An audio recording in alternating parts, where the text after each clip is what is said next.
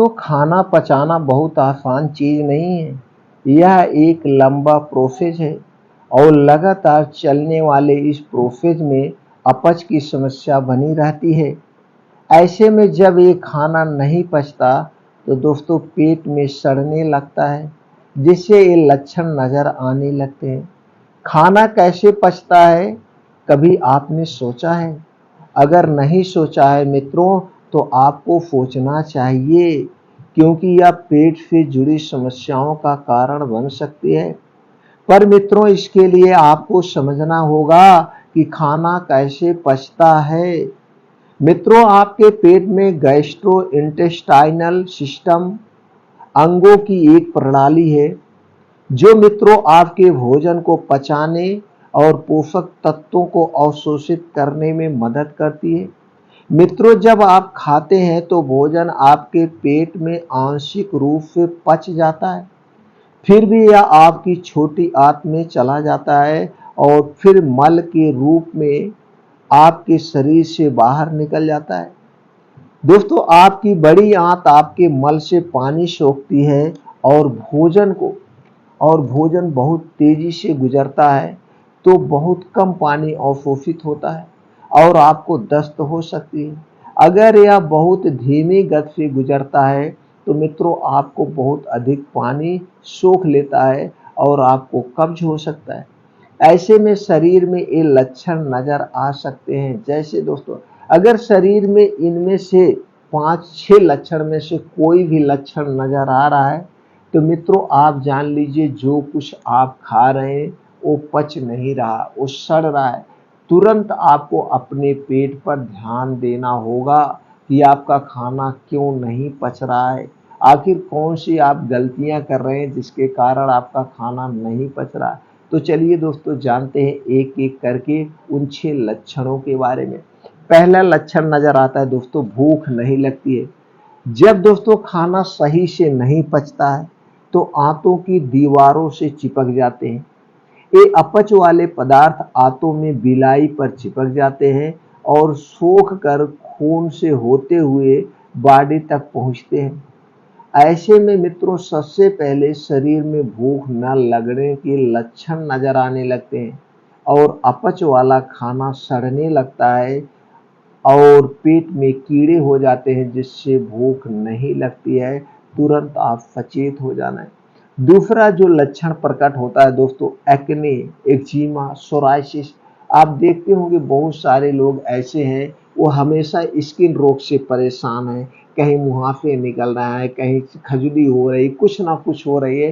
तो दोस्तों आप जान लीजिए इनमें से कोई लक्षण नजर आ रहा है तो जान लीजिए आपका खाना नहीं पच रहा है। जो कुछ आप खा रहे हैं वो सही से डाइजेस्ट नहीं हो रहा है, कब्ज आपको हो रही है। तो सबसे पहले आपको अपने पाचन तंत्र पर ध्यान देना होगा। स्किन रोग अपने आप ठीक हो जाएगा। नहीं तो दोस्तों सबसे पहले डॉक्टर के पास पहुंच जाते हैं और डॉक्टर स्किन से संबंधित दवाएं देते हैं और स्किन से संबंधित दवाएं खाने से वो तो ठीक तो हो जाती है, क्रीम आप लगाते हैं ठीक तो हो जाता है, लेकिन कुछ दिन बाद फिर हो जाता है। तो आपको जड़ पे वार करना होगा, ये ध्यान देने की जरूरत है। अगला लक्षण जो नजर आता है दोस्तों, पथरी की दिक्कत होती है।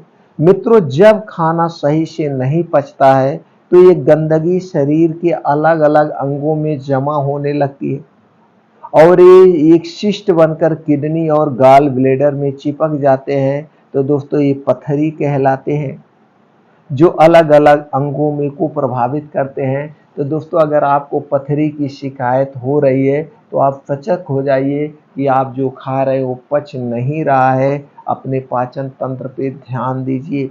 अगला कारण है दोस्तों, वो है मोटापा। अगर आपका वजन तेजी से बढ़ रहा है और आप मोटापे का शिकार हो रहे हैं तो दोस्तों ये इस बात का संकेत है कि आपका शरीर सही से खाना नहीं पचा पा रहा है। साथ ही ये दोस्तों खराब पदार्थ आपके शरीर के अंगों में जाकर जमा हो रहे हैं और मोटापा आने का कारण बन रहे हैं। तो दोस्तों तुरंत इन लक्षणों को नजरअंदाज मत करिए और अपने पेट पर आप करना होगा। अगला है दोस्तों सर दर्द व शरीर में दर्द होने लगता है। दोस्तों जब आप खाना खाइए, कभी ट्राई करिए, जिस दिन आप गरिष्ठ भोजन कर रहे हैं या हैवी खाना खा रहे हैं और वह खाना लेट में पचता है, तो आप देखते होंगे आपको गैस बन जाते हैं, सर में दर्द होने लगता है, आपके शरीर में भी दर्द होने लगता है, आपको लगता है कि हमारा शरीर भारी भारी सा हो गया है। तो इसीलिए हमें हैवी खाना नहीं लेना चाहिए, हमें भूख से हमेशा कम खाना खाना चाहिए, हमें तली भुनी चीज़ों से दूर रहना चाहिए, हमें जंक फूड, फास्ट फूड चीज़ों से दूर रहना है, हमें मार्केट की जितने भी रोड साइड की चीज़ें हैं उन्हें नहीं खाना चाहिए, पैकेट बंद डिब्बा बंद चीज़ों का हमें बहिष्कार करना चाहिए। ये सारी चीज़ें जिस प्रोसीजर से बनती है, एक तो प्रोसीजर से बनने में नुकसान करता है और जिन चीज़ों से बनती है वो सारी चीज़ें हमारे स्वास्थ्य के लिए हानिकारक है। इसलिए दोस्तों बाहर का खाने से आप बचिए, अवॉइड करिए, आप हमेशा स्वस्थ और निरोग बने रहेंगे। अगला जो लक्षण है दोस्तों वो है रात में अच्छे से नींद नहीं आती। अगर आपको अच्छे से रात में नींद नहीं आती, आप करवटें बदल रहे हैं, तो जान लीजिए आपका खाना सही से नहीं पच रहा, वो खाना सड़ रहा है। तो इसके लिए आपको क्या करना है, आप अक्सर देखिए दोस्तों रात में सबका पेट फूलता है, गैस बनती है, कब्ज एसिडिटी होती है। इसका सबसे बड़ा कारण है आप रात का खाना हैवी लेते हैं, रात के खाने में आपकी तली भुनी चीज़ें होती हैं और रात का खाना आप देर रात को खाते हैं। दोस्तों आज के समय में एक फैशन बन गया देर रात खाना खाने। 80 से 90% घरों में दोस्तों 10 से 11 बजे खाना खाया जाता है, 10% घरों में 11 से 12 बजे के बीच खाना खाया जाता है, जबकि इस आदत को आपको बदलना होगा। अगर आप बीमारी से दूर रहना चाहते हैं, स्वस्थ और निरोग रहना चाहते हैं, तो दोस्तों आज से अभी से संकल्प ले लीजिए, आपके घर में सूर्य डूबने के पहले सभी लोग खाना खा लें। सूर्य डूबने के 40 मिनट पहले अगर आप खाना खाते हैं तो पाचन तंत्र से संबंधित बीमारियां आपको नहीं होगी, इन बीमारियों से आप दूर रहेंगे। गैस, कब्ज, एसिडिटी और जो ये पेट फूलने की बीमारी है, इससे आप हमेशा दूर रहेंगे। और जो रात का खाना होगा एकदम हल्का सुपाच्य खाना होना चाहिए। रात के खाने में तली भुनी चीज़ें नहीं होनी चाहिए, मसाले वाली चीज़ें नहीं होनी चाहिए, एकदम हल्का सुपाच्य। तो ऐसा जब आप करेंगे तो दोस्तों आप बहुत सारी बीमारियों से बचे रहेंगे, काफ़ी हद तक हार्ट अटैक से आप दूर रहेंगे, गैस एसिडिटी से दूर रहेंगे, ब्लड प्रेशर, कब्ज से बीमारी से दूर रहेंगे। ये सारी चीज़ें बीमारियां जो हैं लाइफ स्टाइल वाली बीमारियां हैं, ये दोस्तों रात को देर रात खाने से होती है और बाहर की चीज़ों खाने से होती है।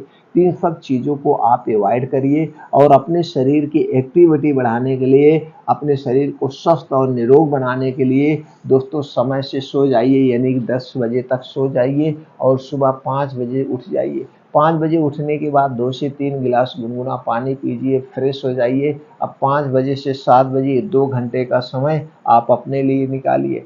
अब इस 2 घंटे के समय में आपको क्या करना है दोस्तों, कम से कम 5 से 6 किलोमीटर का मॉर्निंग वॉक करिए और दोस्तों मॉर्निंग वॉक जहाँ पे मिट्टी भरी घास हो उस पे करिए।